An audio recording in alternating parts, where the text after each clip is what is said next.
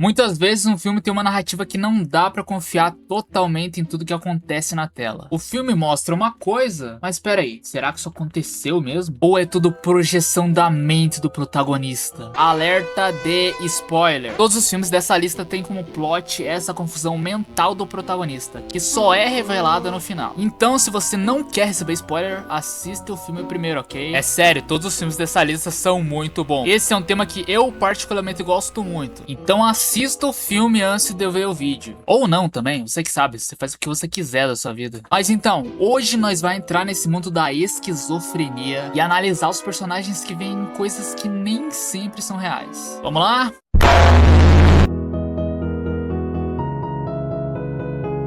O que se espera de um filme que tem um protagonista como psicopata é que ele mate pessoas, certo? Não, nada a ver, irmão. Em Psicopata Americano acompanhamos a jornada de Patrick Bateman, um empresário que na verdade é um psicopata lunático e mata por puro prazer. No filme vemos o Patrick matar muita gente. Paul Allen, um cara que tinha conseguido uma reserva no Dorsia, que é um restaurante que o Patrick gostava muito, mas nunca conseguiu uma reserva lá. O Paul conseguiu. E isso já era motivo suficiente pro Patrick querer matar o cara. Mas além disso, ele tinha um cartão de visitas muito melhor do que o dele. Aí já era, virou arqui-inimigo do cara. Patrick mata ele com um machado. Ele também mata uma prostituta com uma serra elétrica. Entra em um confronto com a polícia, matando vários policiais. E em um surto de desespero, mata todos que estavam no caminho dele. Mas o que acontece é que no final ele fala com seu advogado confessando que matou o Paul Allen. Mas o advogado fala que não. Paul Allen jantou com ele semana passada.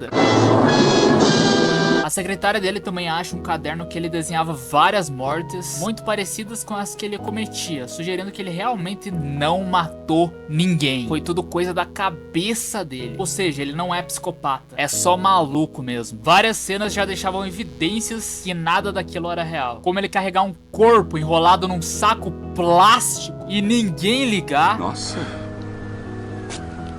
Você comprou onde esse saco de dormir? O cara correr pelado com a porra de uma motosserra atrás da mulher e ninguém do prédio dá a mínima. Ele conseguia explodir os carros da polícia com um tiro. Umas coisas absurdas assim, tá ligado? Trevor Resnick é o protagonista do filme O Operário. No filme, ele trabalha em uma fábrica como um operário. Não me diga! Trevor já não dorme faz um ano. Ele sofre de uma insônia pesada. E se já não fosse o suficiente, ele é extremamente magro. Meu Deus! O cara é realmente um esqueleto. As únicas pessoas que ele mantém contato é uma prostituta e uma garçonete do aeroporto. Certo dia ele conhece um funcionário chamado Ivan, que estava substituindo outro funcionário. Até aí tudo bem. O problema começa quando o Trevor estava ajudando um colega a consertar uma máquina, até que Trevor vê Ivan fazer um gesto de morte. Trevor fica meio confuso com a situação e sem querer esbarra no botão que ligava a máquina. A máquina puxa o braço do seu colega e ele não consegue desligar ela de jeito nenhum. O circuito tá quebrado!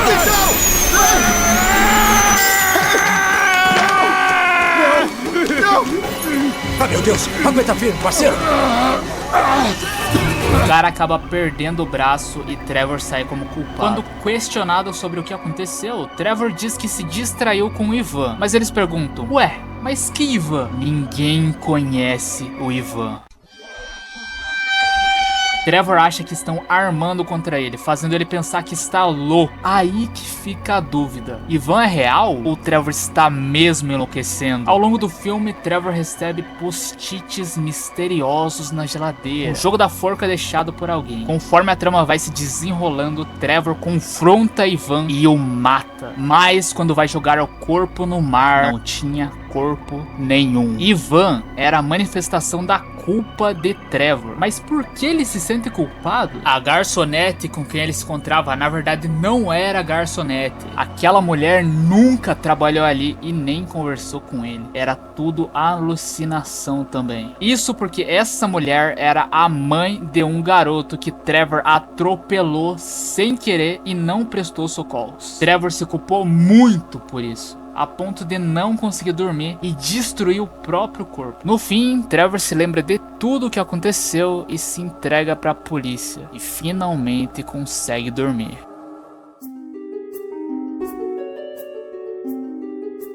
Janela Secreta conta a história de um escritor que foi traído pela esposa. Ele do corno pro Cascão!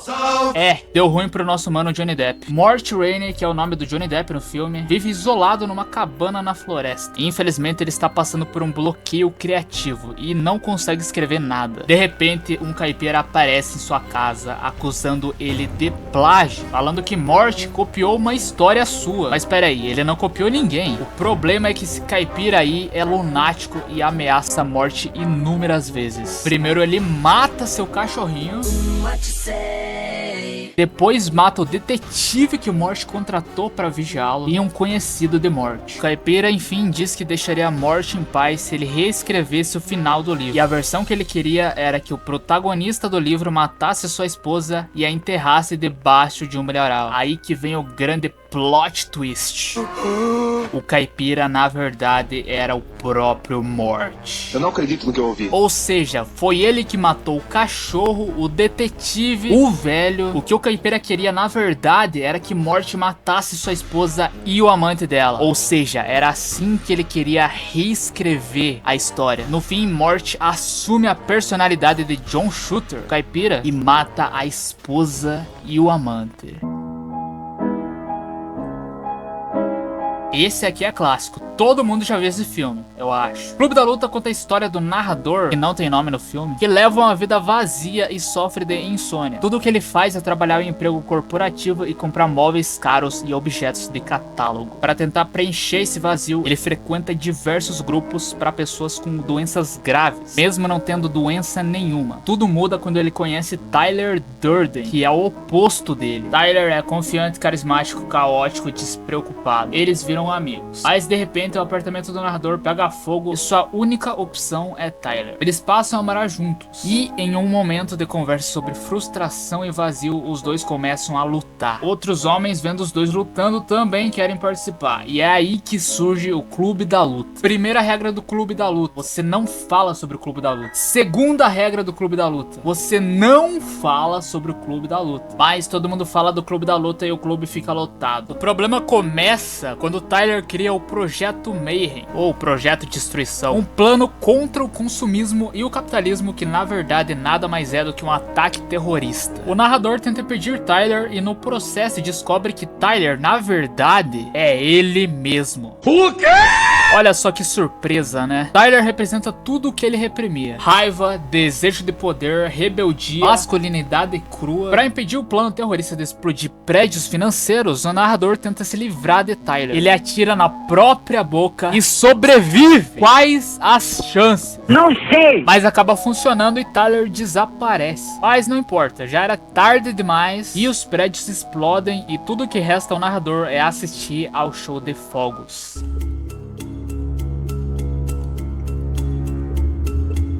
A história acompanha Ted Daniels, um agente federal que chega a uma ilha isolada para investigar o desaparecimento de uma paciente em um hospital psiquiátrico para criminosos insanos. A paciente desaparecida, Rachel Solando, teria matado os próprios filhos e simplesmente sumido de um quarto trancado. Desde o começo algo parece errado. Ted sente que os médicos estão escondendo algo.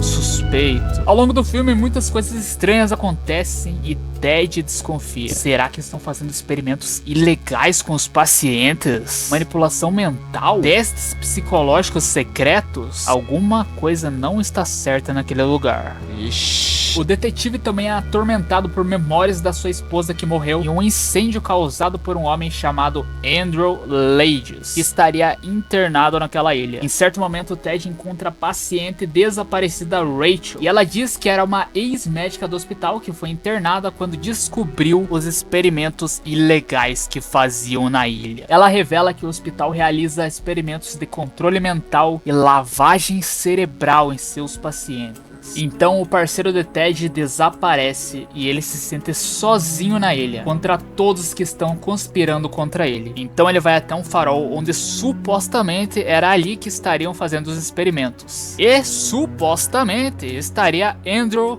Lages, o assassino de sua esposa. Mas no fim, Ted só encontra o diretor do hospital. E aí que vem o Plot twist. O doutor revela que tudo isso não passava de uma encenação. O hospital não estava fazendo experimentos secretos bizarros dos pacientes. Na verdade, Ted nem era um detetive investigando o local. Ele não passava de um paciente do próprio hospital. O doutor armou tudo isso. Ele fez Ted acreditar que tudo era real. Isso porque Ted não conseguia lidar com a própria culpa. A culpa de ter matado a sua esposa depois que a mesma afogou seus 3 filhos em um surto de raiva. Então, na verdade, Ted não era um detetive que estava atrás de Andrew Lages, que teria matado sua esposa. Porque ele mesmo era Andrew Lages. Ted criou essa identidade para fugir da realidade cruel. E essa encenação foi a última tentativa do hospital para fazer Ted se recuperar do seu trauma sem recorrer a métodos mais extremos. Depois, Ted parece ter se recuperado. Mas não, ele volta à fantasia de que era um detetive investigando a ilha e os médicos decidem que a sua única saída era realmente a lobotomia. Mas Ted fala uma frase que sugere que ele estava consciente de tudo. O que seria pior? Viver como um monstro ou morrer como um homem bom? Sugerindo que ele estava consciente de sua realidade e teria decidido por conta própria recorrer à lobotomia do que enfrentar o seu trauma. Loucura, né, rapaziada? Um dos melhores filmes do nosso mano Léo aí, arrisco dizer. Será? Rapaziada, esse tipo de filme com personagens surtados da cabeça é muito foda. Eu gosto demais desse tema. Mas fala vocês curtem esse tipo de filme? Qual vocês acham que é o melhor? Conhece algum outro filme que ficou fora dessa lista? Fala aí nos comentários. Valeu, gurizada, tamo junto, deixa o like, se inscreve e até mais. Tchau, tchau, arrivá, sayonara, hasta la vista,